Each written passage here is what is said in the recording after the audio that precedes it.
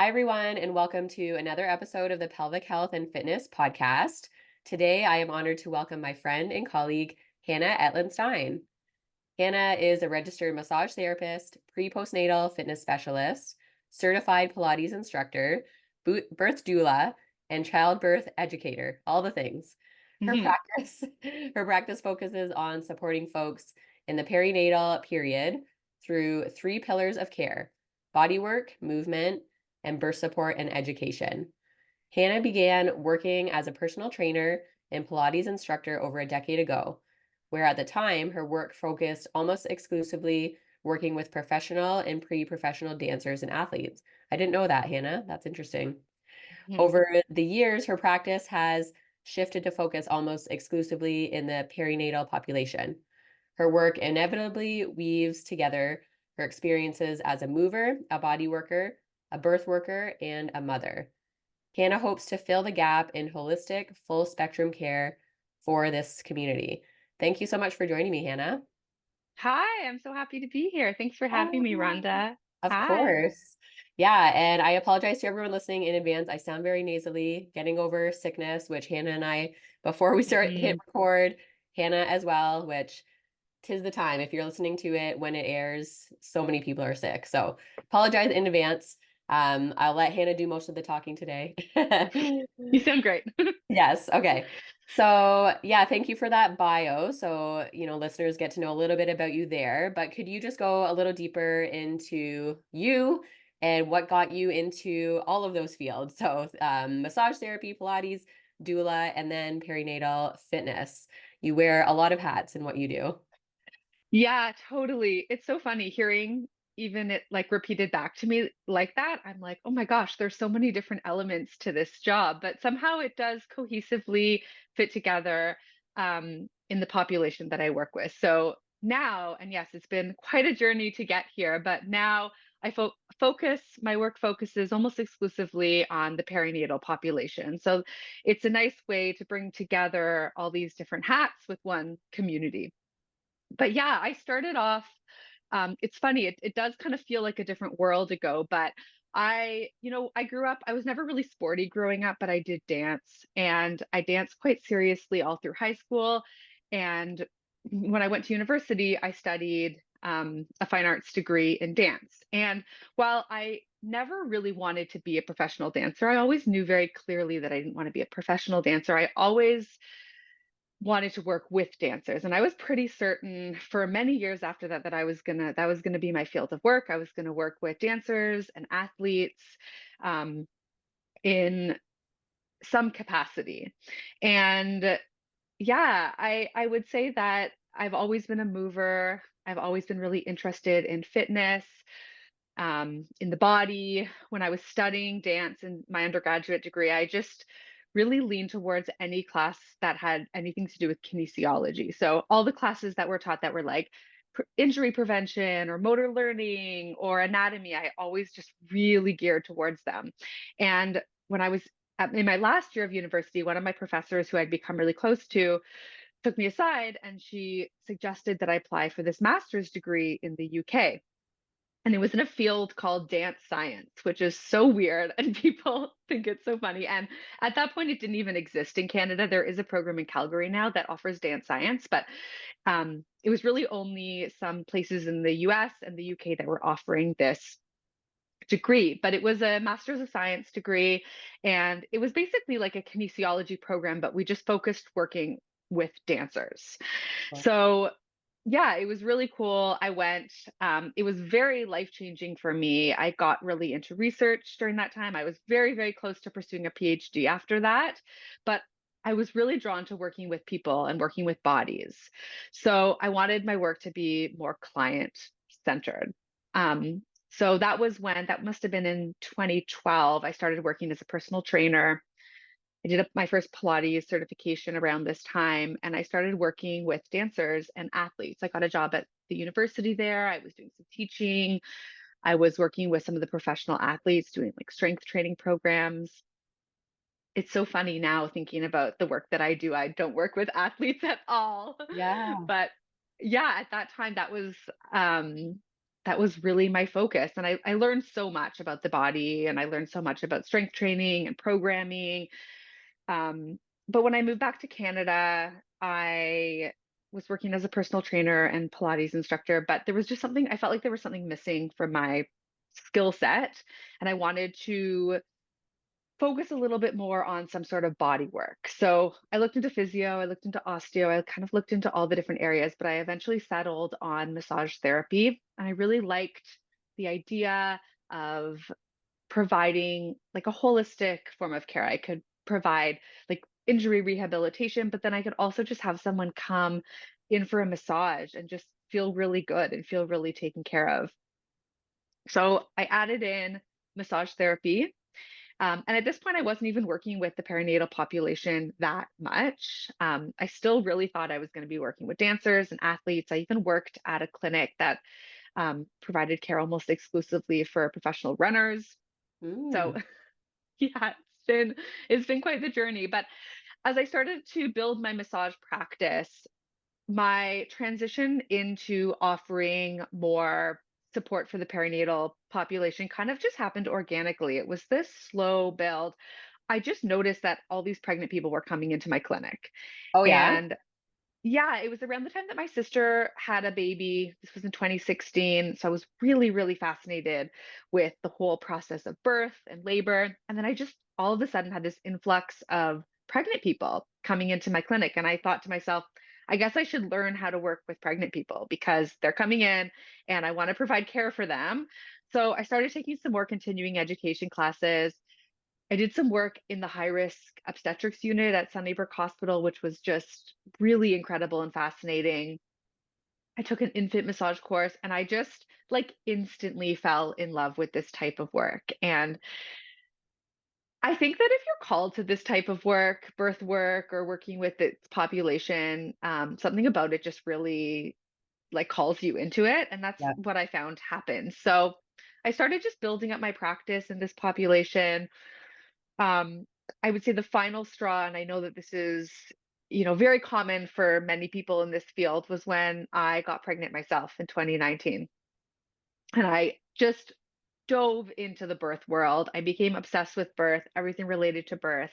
I always had this idea that I would want to at some point offer birth support and birth work, um, in the form of being a birth doula or a postpartum doula.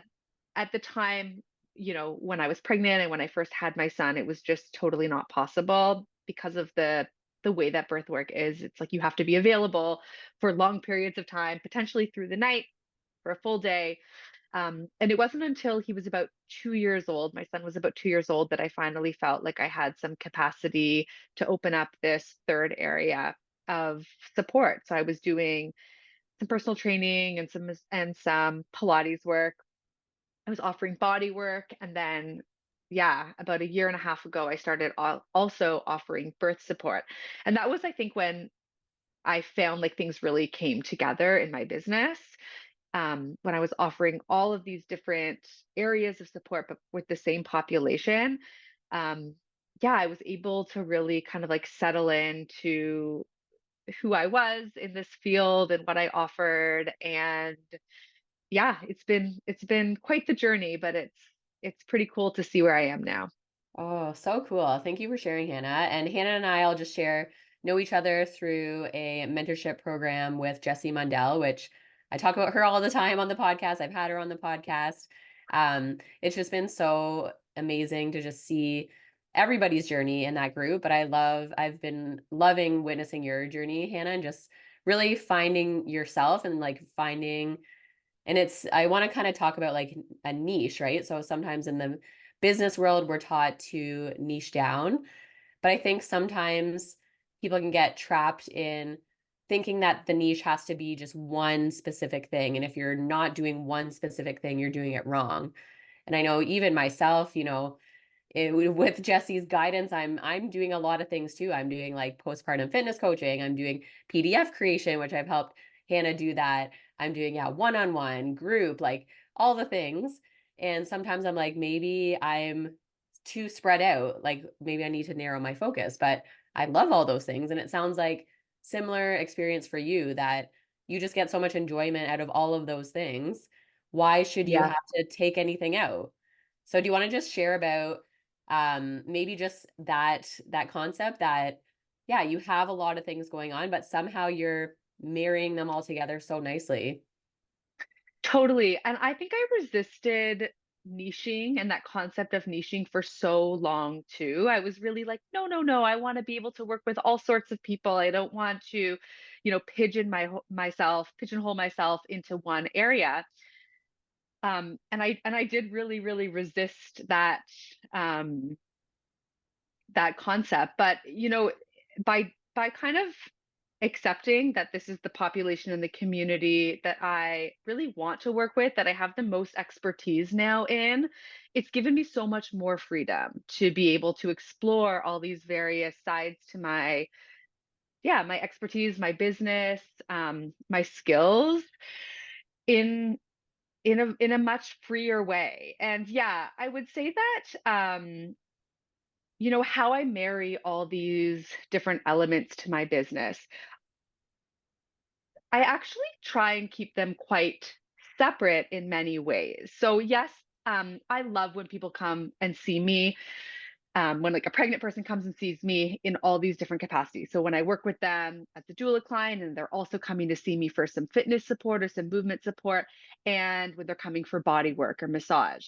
But I do try to keep and this is actually something that I think I've learned in the last year. And again, as you were saying, a lot of this clarity has come from working with Jesse and this mentorship program and just kind of figuring out who I am and what my business is. But I have found that keeping the services separate is much more effective. And because I offer different experiences in these different areas. So, you know, for me as a massage therapist, when people come to see me for body work, I tend to focus a lot on effects of the nervous system, on allowing them to come into my clinic and just kind of settle on the table and just receive care. And for many folks that come, that passivity of it is actually so, so beneficial. And, this has shifted a lot. My perspectives and my thoughts on body work have shifted a lot as I've learned more and understood more about like what's actually happening in the body when we're receiving body work, and understanding that, like when we're working on the piriformis, we're not actually like making a change on a long-term level in the length of the piriformis, and how it's all very much mediated through the nervous system, and that the act of someone coming in and receiving care and just allowing their body to be taken care of is so, so effective and important for this. So when people come and see me for massage, I really try to give them that experience of just coming in and settling down. And, there is kind of this hierarchy in at least in massage therapy, definitely, where it's like if you offer sports massage or you offer like injury, it's somehow better. But I'll never forget when I was in massage therapy school, one of our teachers said to us, how many people are coming in and dying from a sprained ankle? Like people aren't dying from a sprained ankle, but people are dying every day from mental health and from stress and from all these other areas that we know that massage therapy can be so effective on. We have really good research that in pregnancy, massage therapy, body work, touch can be really effective in depression and anxiety. Like we actually have this research showing us that. So I tend to focus my massage therapy practice very much on this. And then if people want some exercises or some rehabilitation, I really encourage them to then come and see me in a fitness capacity. And then, yes, we'll work on building resilience through the body, through strength, and, having their body um, creating tools and strategies in their body so that they can go through life feeling good in their body in a more long-term way. So I do try to encourage people to come see me in these various different ways.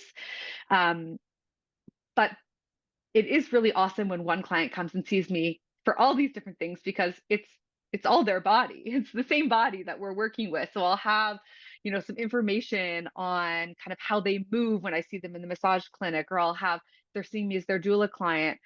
If they're my doula client, I'll kind of know what their experience, a little bit more in depth, what their experience has been through pregnancy. Wow. What an amazing experience to offer somebody that you have all of those available tools to help them. And what I'm hearing from you is that it is just such a client focused approach to things in the sense that you're getting them to tell you what they might need versus Hannah with all these hats saying like, you need this, and then you also need this, and let's do this. Instead of like, no, I just need to come for a massage and just lay on the table and not have my kids screaming. And sometimes that's what people need, Yeah, right? Without putting our biases of like, oh, I also have to teach you this exercise. Like you also, like sometimes I know I absolutely. get into that habit of like trying to show them all the things, but sometimes it's like, no, I just need one thing to focus on, and that's going to be good enough for today. Totally. And that's shifted a lot in the last few years, but I would say absolutely. One of my main like values is client-centered care, is really trusting that the client knows what they need. They're the expert on their own body. They know what they need. And I don't want to put my own experiences or my own biases on them. Yes, I have a lot of knowledge and I know the research and I know kind of like in a high level way some of the things that could be helpful for you. And I'll give you lots of options. And then ultimately, I totally trust that you're going to choose what you need. And many people come and see me for massage and don't say a word to me through the whole hour. And I would say most of the people that come and see me, they just kind of come and receive that passive care and that support and just that experience of being taken care of. And, I might recommend like there are other things that we can do. And if you want to see me in this capacity, we could work in this way. But absolutely, client centered care is so, so important in my I love business. that. Yeah. Amazing. So let's switch gears a little bit. So you and I have had wonderful conversations, especially working under Jesse's guidance, just about starting to do things differently. And I know I love hearing, your story coming from Pilates background, because I know, as with anything, there can be good and bad experiences with some of these things. And I know you've talked to me before about how some of the messaging in like the Pilates world and also the fitness world didn't sit quite right with you, and now you're taking sort of like a conscious effort to do things your own way and do things differently. Can you just tell us about that journey? Yes, absolutely. I'm so happy to talk about this because I think it's so important. And I know it's something that we've connected on um, many times. When I think back into my career and like the last 15 years and where I've come here, it really did start with movement. It really started with movement and fitness. Um, my the first experiences I had working with bodies was as a Pilates instructor, as a personal trainer, and movement has always been such a part of my life and my experience. But when I look back at a particular moment in time, the moment when I came back to Canada, I was working as a personal trainer and I decided to kind of move into massage therapy. I don't think I would have been able to say this at the time or had the language to say this at the time. But while it was a move to gain more skills and work with bodies in a different capacity, in many ways, now retrospectively, I can see that it really was a shift away from fitness and from the fitness world and from that whole um, bubble that I was living in. And at that time, I remember so much about the fitness industry just like not sitting well with me and just feeling really yucky and like diet culture-y and not really having, again, language or community to even know how to push back against this. So I just kind of moved away from it. And I gained a lot by building my massage practice. I was still doing a little bit of Pilates work on the side, but I was working almost exclusively like one to one with clients, and my clients was really choosing were like, a 75-year-old man who was recovering from hernia surgery or like an older woman with osteopenia. Like I was really trying to distance myself away from like the general fitness world. But I do remember this moment. I was teaching at this Pilates studio and it was right before my class. I was teaching a class called Trim and Tone and Body Sculpt. Like, it's so cringy now, even to think that I taught those classes, but I did, and that's what they were called. And I remember right before the class started, I was in the staff room, and one of the managers there, like one of the women who was at the highest in this in this Pilates studio, I was saying, "Oh, I really want to think of a theme for this class. I really want something to bring it together." And she was like, "Oh, it's spring. You should make it about getting your body ready for the beach, just like beach ready, beach body." And I remember being like, no, there's no way that's going to be the theme of my class. And I remember at that moment feeling this like, where am I and what am I doing? And how are these the people that I'm working with? But again, I didn't really know how to push back, or I didn't know that other people were doing it differently. So I just kind of stepped away. I built my massage practice. Um, I focused more on just like the rehabilitative side.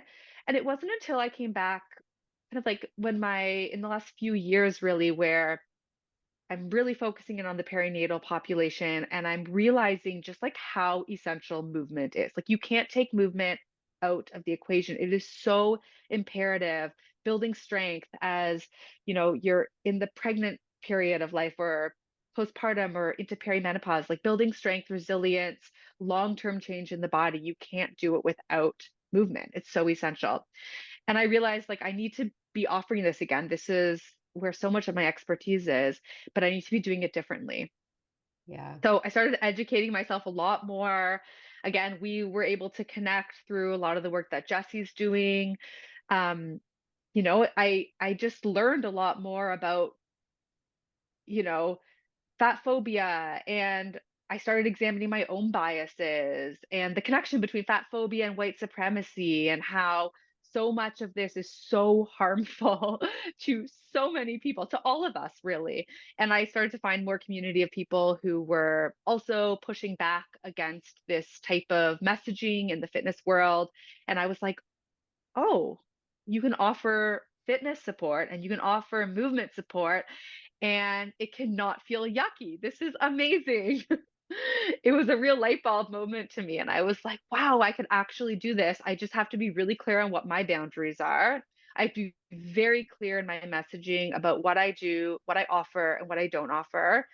And I can do this, and I can do this safely for my own body and for everyone around me. So it's been quite the journey, but it's been so wonderful to be able to step back into movement and fitness in a way that feels really good. And I want to make it really clear, especially with working with people who are pregnant, people who are postpartum, whose bodies are changing a lot. It's not to say that I don't welcome conversations around this, how uncomfortable it can feel to be in this body, in a body, to be in bodies, how uncomfortable that can be, especially during this phase of life.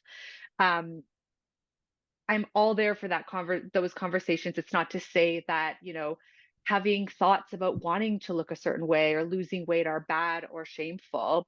I'm just very clear that the support that I offer is not weight loss support. Honestly, I don't know. I don't know how to do that. I don't have any expertise, and I don't care about changing the shape of your body. I care so much more about how you feel in your body, how we can exist in bodies to the best of our capacity. So, yeah, it's created so much more freedom in my work.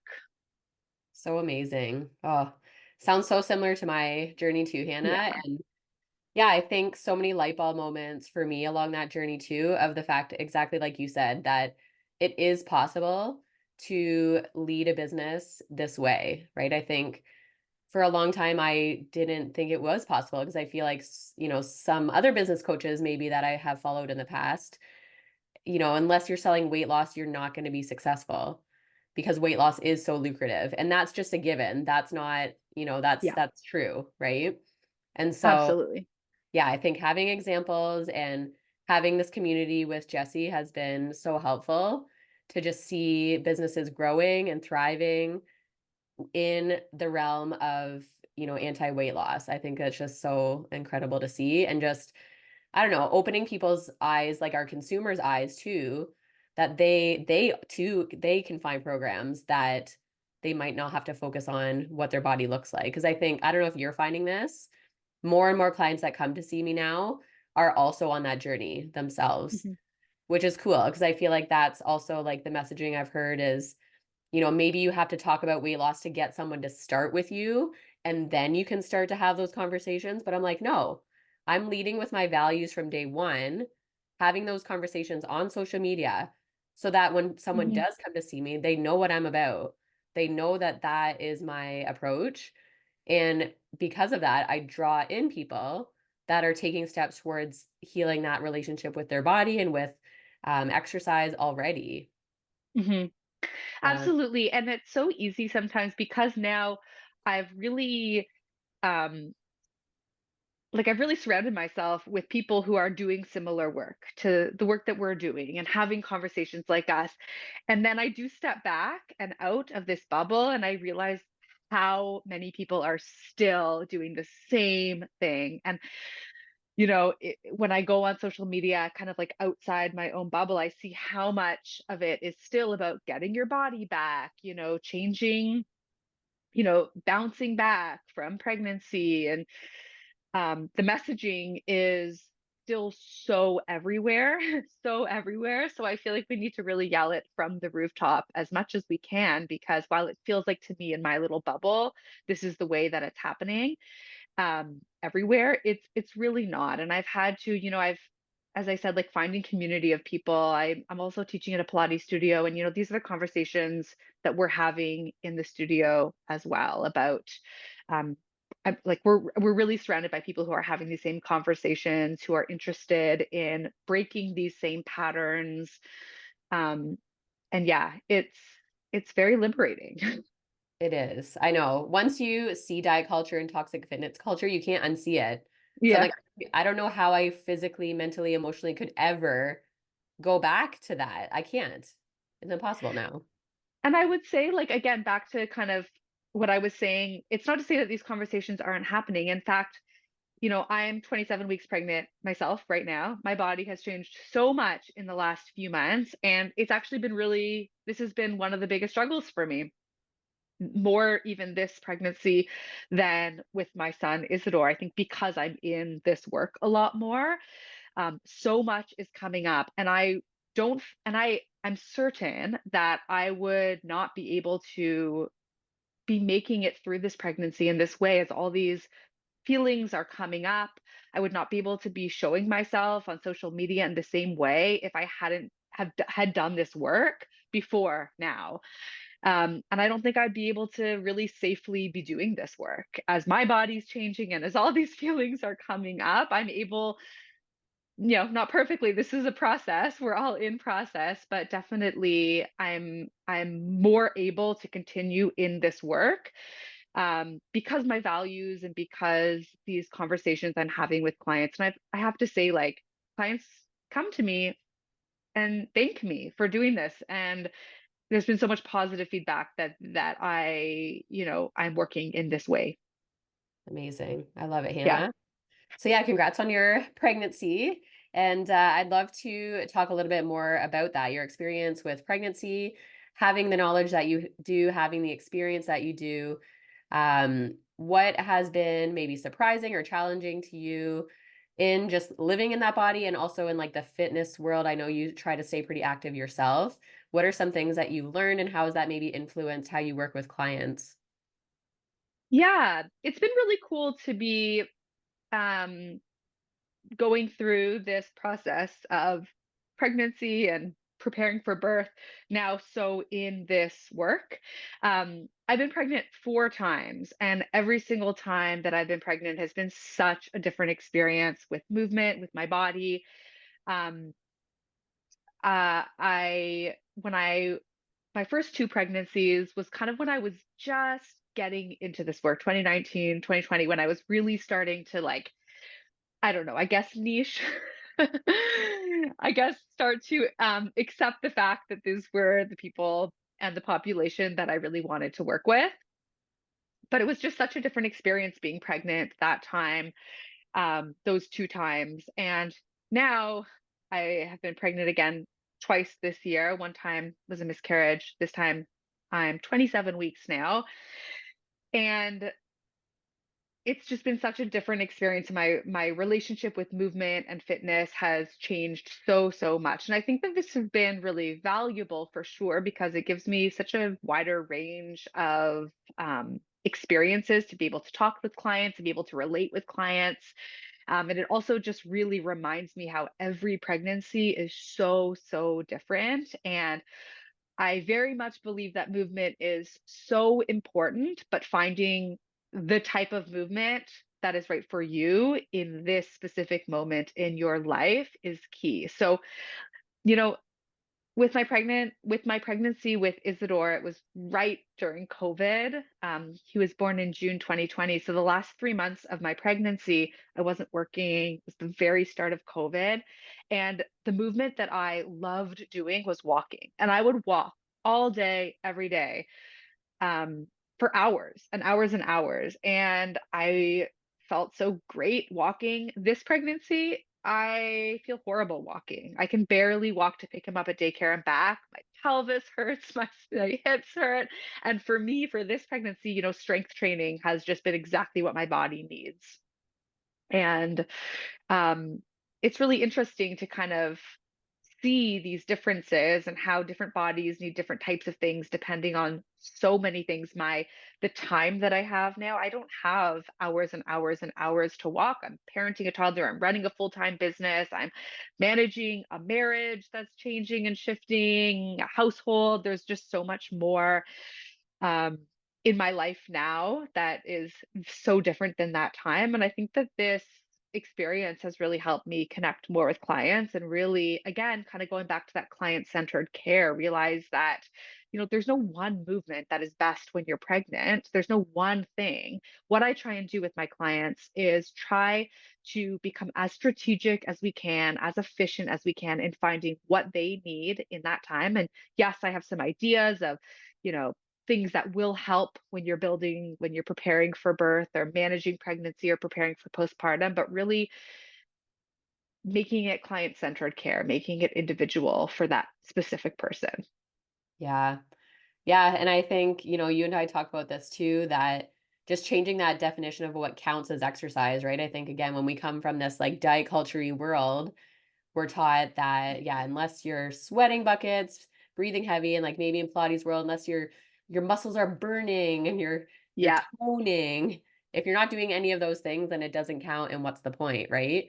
But just, yeah, helping people understand that that spectrum of exercise is so broad and Yeah. all of it is beneficial, especially when we're finding the type of movement that honors where we're at, right? So I think Mhm. that's a great example of like your pregnancy with Isidore, that walking felt good. And so it maybe had you force yourself to strength train, it might not have felt that good. And not to say, yeah, like if you're not strength training, it's not the end of the world. Walking is wonderful, right? So just giving, folks that freedom that it doesn't really matter what you're choosing. If you're moving your body, you're doing well. Or if you're not too, right? I think we also have to like Mhm. avoid that that thought that, yeah, if you're not moving your body, then you're failing as a human too. That's also not part of it. Totally. And I think that's something that, like, now, especially during this pregnancy, which has been, if there's one word that I think could describe this pregnancy, it's exhaustion, fatigue and exhaustion, which I know is so, so common. Folks who are pregnant with another child already. Um, but yeah, 4 years ago, Hannah would laugh at what I now consider exercise or movement. I would think like that, like, that's not exercise, like doing it 10 minutes of some mobility, but like if I get that in today and that's my movement, that's great for me. So, but yeah, I think you're totally right. And I say this a lot, movement is so, so important. I will die on that hill. I think it is so important. And sometimes the most important thing is just resting and not moving. So it's not to say that, that phrase, I hate that phrase, something is always better than nothing. I'm like, no, sometimes actually just lying down, if I have had a full day, I've massaged 4 clients, my toddler just got home, like often, like, there's no chance I'm gonna be lifting weights that night. I need to rest. I need a really nice big bowl of ice cream to comfort my soul, and that's actually what is the most health promoting for me in that moment. So, yeah, I think it's so nuanced. Um it's so balanced. Whenever I talk about consistency in movement, I really like to think of it more on like a big scale, having a movement practice in your life that you have access to when it feels good. So consistency for me is not about, 10,000 steps every single day, or having or strength training every single day, or even consistently 3 times a week forever. There's going to be seasons of life where we have more of movement, and there'll be seasons of life when we need to pare down our movement and rest more. But consistency is over a lifetime. So having access to movement and having some sort of memory of a movement practice that we can turn on when we need it.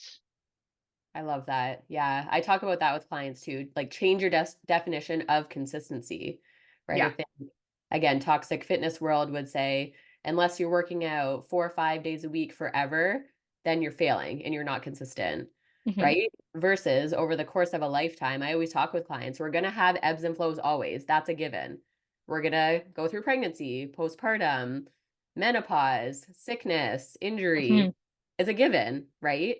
So learning that ebbs and flows are normal and learning how to kind of taper off, taper back in, taper off. Honestly, that's like the biggest skill I try to help my clients learn. Instead of like the toxic fitness culture would be, well, if I didn't work out for this time, I have to like run and dive back in because I have to make up for lost time and like, right? So I think Yeah. that is like such a skill. And recognizing, yeah, consistency can have a really broad definition. It doesn't have to be this like hardcore definition. Absolutely. And, I think parenthood is just like the biggest lesson on in that. There's no such thing as consistency. Nothing lasts forever, especially in the early years. I mean, I still consider myself early postpartum. Like I really think that the first 3 years, the first 5 years, you are so in this postpartum parenthood, and nothing is consistent. So, how can you plan your life around it? You have to just learn how to go with the flow. I mean, we finally got to this point where my kid, like, kind of sleeps well. Finally, maybe he's 3.5. And then last night, I was just saying to you before, we had the worst night's sleep ever.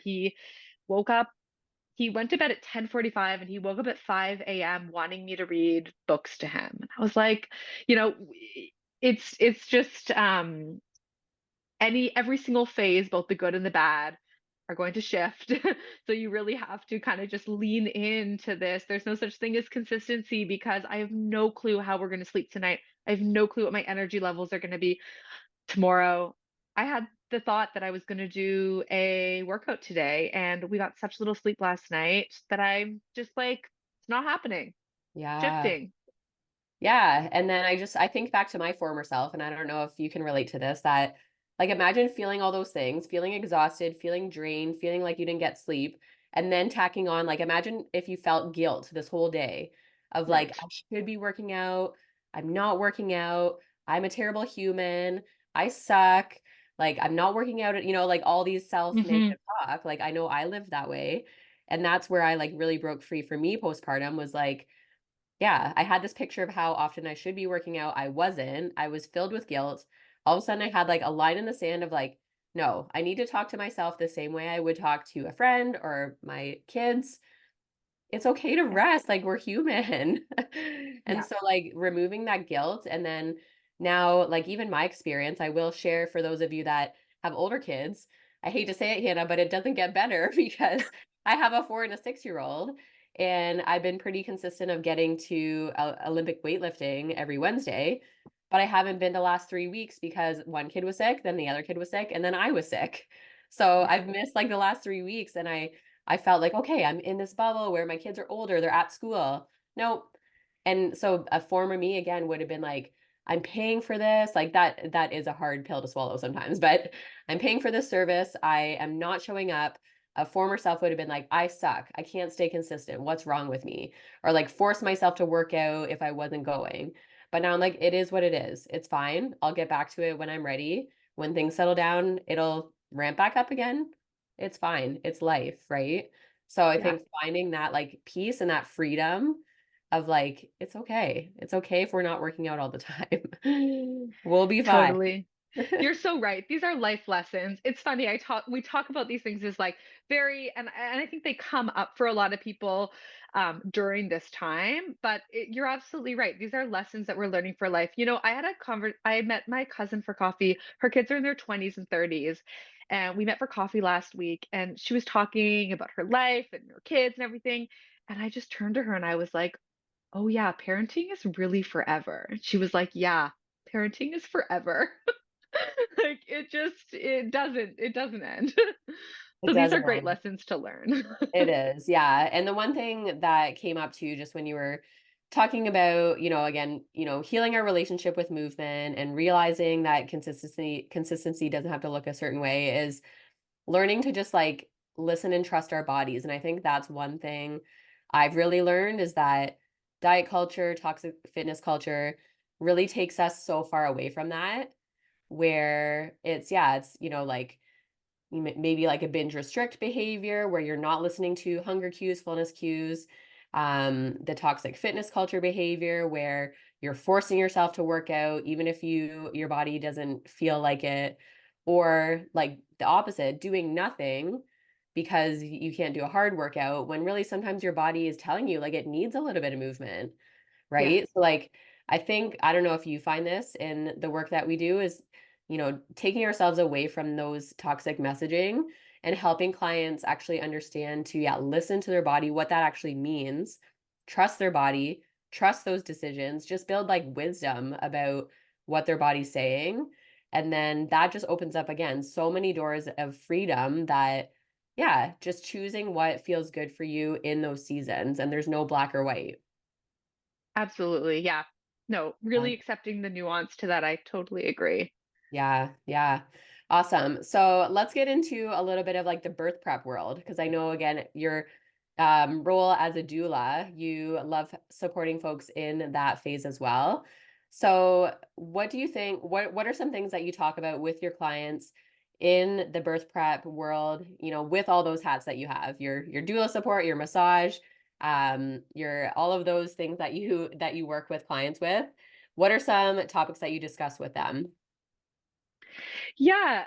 So when I work with clients prenatally throughout their pregnancy, there's kind of like three umbrellas of support that I provide. So the first one is, you know, really trying to manage the demands of pregnancy. So, you know, make their bodies feel as well as you possibly can during this stage of life, knowing that um, it is temporary. Like, no one is pregnant forever. That is the one thing that I can say with certainty to all my clients. You will not be pregnant forever. But really managing those demands. So, whether those are, postural shifts that are happening, aches and pains, maybe like pelvic girdle pain, maybe some symptoms that are happening. I really try and look at this also from the perspective of all these things that are happening that your body is doing are important. So these are really important changes that are happening. Of course, your posture is shifting. You're growing another human being inside of you, and your body is producing an entire organ. Like, of course, you're having these symptoms. Of course, your body is tired. So, rather than the perspective of let's try and change this, and I see this a lot in prenatal fitness, is the perspective of let's try and prevent these postural changes from happening. And I really just don't think that that is possible, because these postural shifts are happening. All these shifts are happening for very, very important reasons. Instead, how do we just manage the discomfort that you're feeling? So, for example, you know, with the growing uterus, often it results in people's pelvis kind of like tipping forward a little bit. Um, of course, that's going to happen. We have all this extra weight in the front of our body, and the body's brilliant.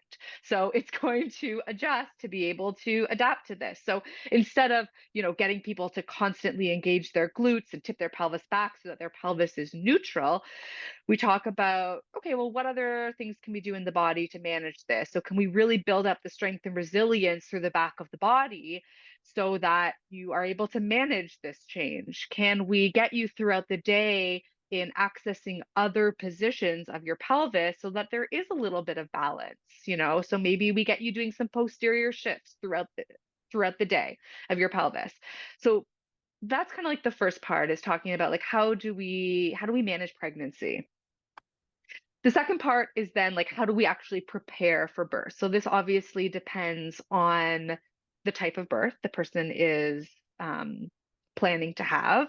But this is the part that I think I love the most, because it allows my like biomechanical nerdy side to really come out. This is like where I really first jumped into this field. So I love, love, love doing birth prep.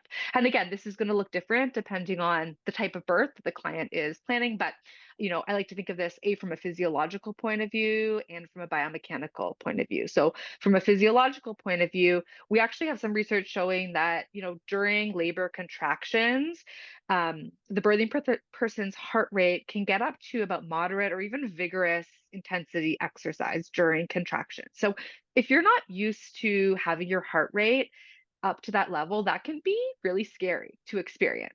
And what we know about birth and managing birth is we want to try to allow the nervous system to be as calm as possible, to try and take out fear, and to try and really just kind of lean into the experience. So if your heart rate is going up to the intensity level of hiking up a mountain and you don't have that experience, that can be really discerning. So, from a physiological point of view, that's kind of one of the areas that we might work on. How do we um, get the experience of having your heart rate go up so that it doesn't feel as scary when it happens during labor? So, I've actually more recently started to integrate this into my birth prep with clients more. Maybe we'll do kind of like a minute of some sort of exercise that will get the heart rate up, and then maybe 2 to 3 minutes, which does mimic kind of like an active labor pattern of maybe in a resting position on the birth ball or something that they might experience in labor. So we're kind of mimicking birth in that way.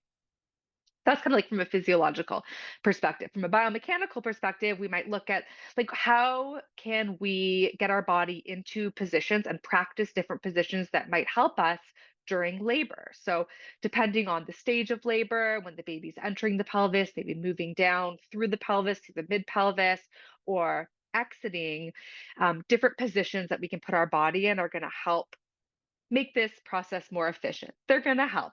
It's not the be all and end all. There's so much involved in labor. I really like to also say that, if you learn to internally rotate your hip, it does not mean that labor is going to just smooth sail for sure. But these are all kind of the different parts that we can put together to give us the best chance at having a smooth and efficient labor. So we might practice positions, we might try to, do exercises that help our pelvis move into different positions. We may do specific things that can help baby get into a better position to make, again, labor smoother.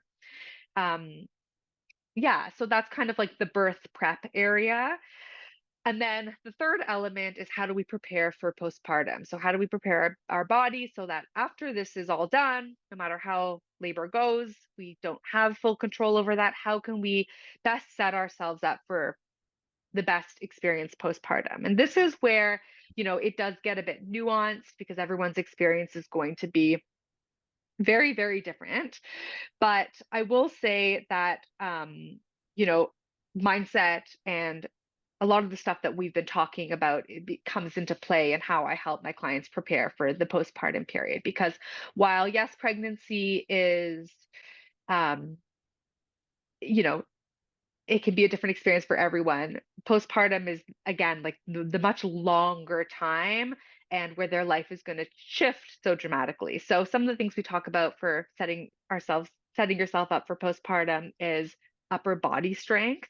I think that one of the things that I didn't really appreciate about postpartum was how much upper body strength I was going to need, with lifting the baby, with strollers, with car seats. Upper body strength and resilience becomes so, so important. The other thing that I think is so important when I talk about postpartum with my clients is just having access to all different types of movement. So, postpartum is like the most awkward time. I don't know if you found this, but I Yeah. have this memory of like lying on the floor, like curled kind of on my side with like my arm up in the crib, rubbing my son's back, and then like commando crawling out of the room so that like he didn't wake. And and it's just nothing really can prepare you for this. And absolutely not doing perfect deadlifts with absolute perfect form is not going to prepare Yeah. you for putting your child down in the crib for the 10th time with your back over, trying to get a baby in a car seat while trying to prevent a toddler from running on the road. You know, rather than trying to get people to have perfect form or do things, in this perfect way, which potentially is important if you're lifting 350 Yeah. pounds. Like, if that's what you're preparing for, if you are lifting things with such high amounts of weight, then yes, maybe we need to be really, really strict on form and be very specific. But for this population, what I think is so much more valuable is just having people experience their bodies move in so many different ways, and all the different ways to prepare them for the awkwardness of postpartum. So, we'll do deadlifts with curled backs or we'll do it with straight backs. We'll do squats with our legs in all different positions and really just like building up the body's resilience to the most awkward movements um, that you could ever think of, because postpartum is so awkward. It is. Yes. I love that. Just that whole spectrum that you're able to offer people, Hannah, is just amazing. And I think such an important take home message. I think that was my experience too, is so much of our society helps women in pregnancy, and postpartum is just like, just figure it out. Yeah, totally. That's how I felt. Even as a physiotherapist, I'm like, I didn't learn any of this. I didn't learn how to recover from postpartum, let alone teach people how to recover from postpartum. So I Yeah. think just having those conversations and just that, mental prep that like it is going to be hard. It's going to be challenging. And there's so many things we can do to help prepare you. Nothing fully ever prepares you until you're in it. Mhm. However, yeah, having those conversations, preparing for different movements, building strength, all of those things are just going to help someone set up for that much more success. So that's amazing that you can help that whole spectrum of pregnancy to, birth prep to postpartum. So, so needed. It's so cool. And what's coming up for me too, as you're saying this, is also, I think this conversation is definitely shifting, but there is still just so much fear that is out there around what to do and what not to do. And I see this so much with my clients. So many people come and say, well, I know I probably shouldn't be doing this, or, I want to come and see you because I want to make sure that I'm doing these exercises right. And we've created this fear. And I think that a lot of fitness instructors and people in this field promote that in this way of saying, you need me. If I'm not watching you do this, if you're not doing this with me, then you could be doing it wrong and you could hurt yourself. And there's this real kind of fear mongering. And I really try to push back against that.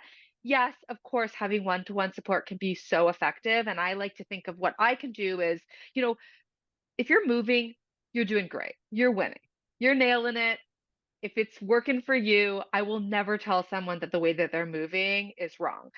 If, however, you know, you want a little bit more support through this, if you want, there are ways that we can help you prepare for your birth that's just a little bit more strategic. So, so many of my clients will come and have very little time. So maybe in your 30 minutes that you have to move every day, and right now you're walking, maybe that's not the most strategic way to be moving using your 30 minutes of movement in this field. So, yes, then I can absolutely give you some strategies on other things that we can do, ways that we can, as I said, like prepare your body a bit more strategically and efficiently for the demands of pregnancy, for birth, and for postpartum. But I really try to push against this idea of, and if you don't do this, you could hurt yourself, or you might, injure yourself, or there's this danger around movement, which I think really does exist in our culture.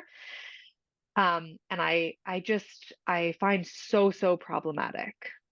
I agree. Yeah, I can get on And my soapbox about that too, Hannah, that I was just having a conversation with somebody about this the other day that I've always been this way as a physiotherapist. I'm very much like a big picture seer. Mhm. So even in physio school, we learned a lot about just manual therapy techniques where, yeah, like say you're working on someone's neck or you're working on their wrist and you're like manipulating the bones. I never understood that. Something about how my brain functions, I was like, I don't get it. I don't get it. I don't feel it. I don't understand how this is helping somebody. I was always like, let's start moving their neck. Like I always was like a global thinker. And so for me, it took me a while to like find my space as a physiotherapist because of that. And so I relate to what you say so much that like yeah, even in the world of physiotherapy that is so well-meaning, I hear stories like this where clients come to me and they're like, "Oh, so and so said I can't do a side plank yet because I haven't learned how to not overuse my obliques or I haven't learned to contract my transverse abdominis before." right. And I will never like, I will never bad talk or discount what a therapist says. So I'm very careful about how I talk about this. However, my opinion is that, yeah, then we're putting people into these little boxes of what they're allowed to do. That how is that helping them in their, again, big Yeah. picture life? How is that helping them take care of their kiddos if they're only allowed and only taught that it's safe to do these like small little box of movements, right? Like you and I are Yeah. very Anthony Lowe fans, and I feel like I very much resonate with his style of teaching that Yeah. honestly, I think it's just like a culture of people just aren't moving enough, right? Yeah. Versus not moving well. Yeah, there can be nuance of helping people move better once they are moving, but if they're not moving at all, let's get them moving, right? And then putting fear on them is not doing them any service, I think. Absolutely. I mean, if there's one thing that I've learned from my education in pain science and what we now know, and with, more of the more recent research on pain science, it's how we think about pain, how we think about our body is going to impact how we feel in our body more than anything. I mean, we have so much great research showing that, they'll do MRIs of people's spine and people will have no pain and have all these issues with their spine. As soon as they find out that they have these issues, they start experiencing pain. So it's not to say that there's never a place for that, for these types of um, diagnoses, but I think we just have to be really, really careful that the thing that's front and center is how we're talking about our bodies, how we're talking about our clients' bodies, the fear and the ideas that we're putting in their minds about what their bodies can and cannot do, having it be led by them, and also just like really reinforcing the education that it could be different. Thinking that you're going to be out of pain is the primary predictor of if you actually get out of pain. Like that's fascinating to me, that our brains are so important in this whole process. So, I always say like there are no exercises that I will say are off limits. If you're pregnant or postpartum, I don't work in that way. There are going to be exercises that are going to be better on one person and worse on someone else at that stage in their life, and that could also change. We keep coming back to them. If someone is scared of an exercise or they think that it's going to hurt them, that's fine. We move on because that exercise probably isn't going to help them because they think it's not going to help them, regardless of whether, the exercise itself isn't. So, yeah, I think that, you know, that perspective is just the most important in the work that we do, for sure. Yeah. 100%. Yeah, I totally agree. I even had a conversation with a client this morning who is 3 months postpartum, post-emergency C-section. And Mm. she's working with me and also doing some classes, yoga classes on the side. And she was so excited to come to me this morning and say, Rhonda, I did a plank and it felt so good. And I was like, that is amazing. Good for you. And, I don't want to assume things, but I could see maybe another therapist being like, are you sure you should be doing that yet? Like, maybe let's Right. check how, like, let's check how you're doing it. And then, so in today's session, we did planks again because she felt so good with them. I'm like, let's do it.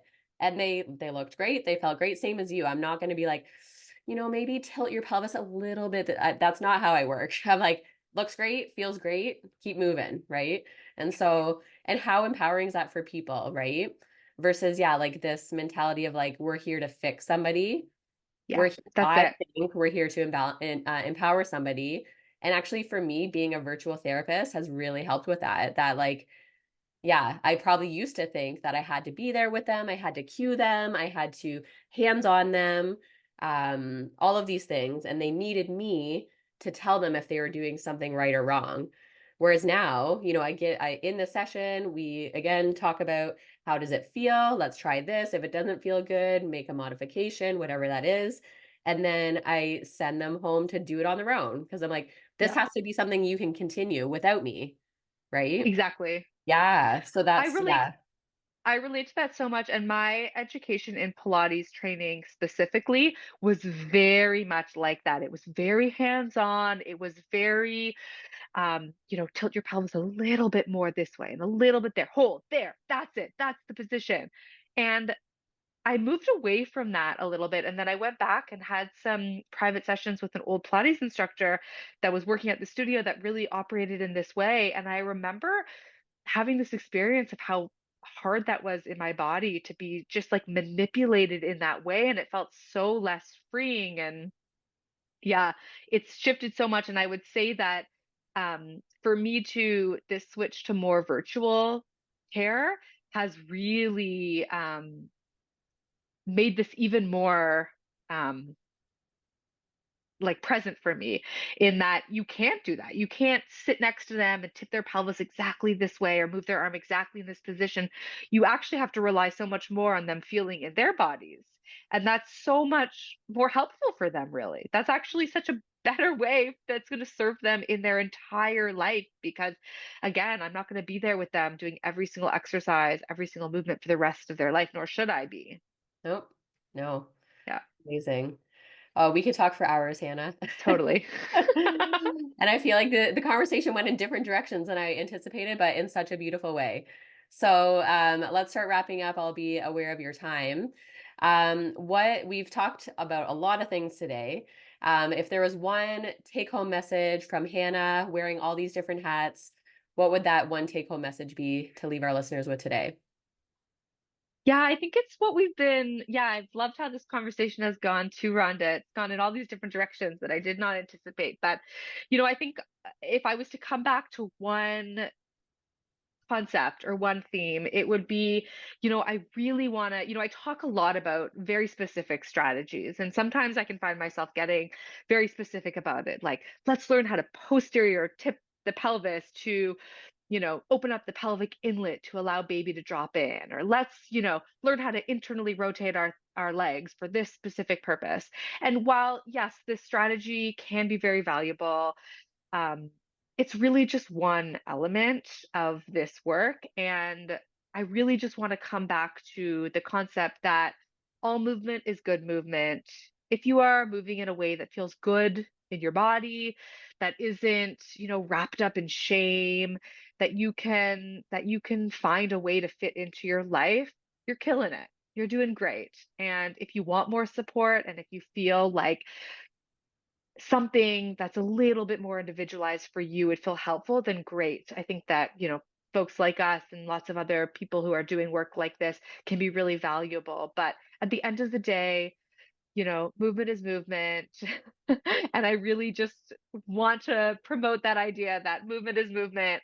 Anything that you're doing that feels good in your body is great. And if it feels good for you, it's good. Don't listen to anyone who tells you otherwise. Beautiful. So well said. Mic drop.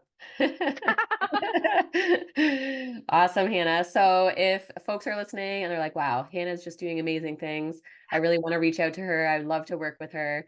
Tell us about, yeah, the different programs you're offering right now and how people can find you. Yeah, for sure. So, I am, as I said, I'm entering into my third trimester, so I am starting to slow things down a little bit in terms of my group programs. Um, I hang out the most probably on Instagram. I love to connect with people there. So if you want to find me, you can find me there. My name is Hannah Etlin-Stein.rmt. I also have a website which has some free resources. Um, I have a postpartum strength training program that is like a DIY 12-week program that just gives you a little bit of structure. The workouts are very short and effective. Um, and they move the body in all the different ways.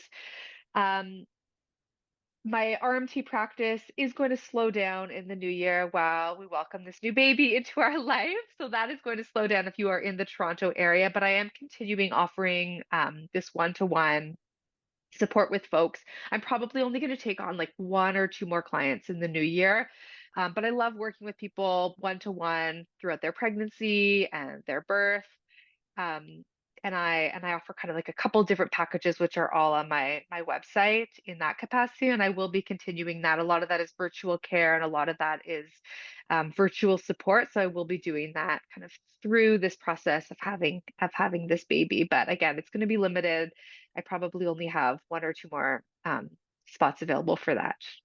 Yep, you're about to practice what you preach with everything we talked about today. Absolutely, yes. Yes, so amazing. Well, thank you so much. I'll put all of that in the show notes for people to check out. What a great conversation. And yeah, what you're doing, Hannah, just again, having that full spectrum of support for people. So, so cool. I'm just so amazed with everything you're up to. And yeah, really thankful to have this talk with you today. Yeah, thanks, Rhonda. This has been so great. I'm so happy to have talked to you. Yes, awesome. Good luck with the rest of your pregnancy, and we'll chat soon. All right, thanks.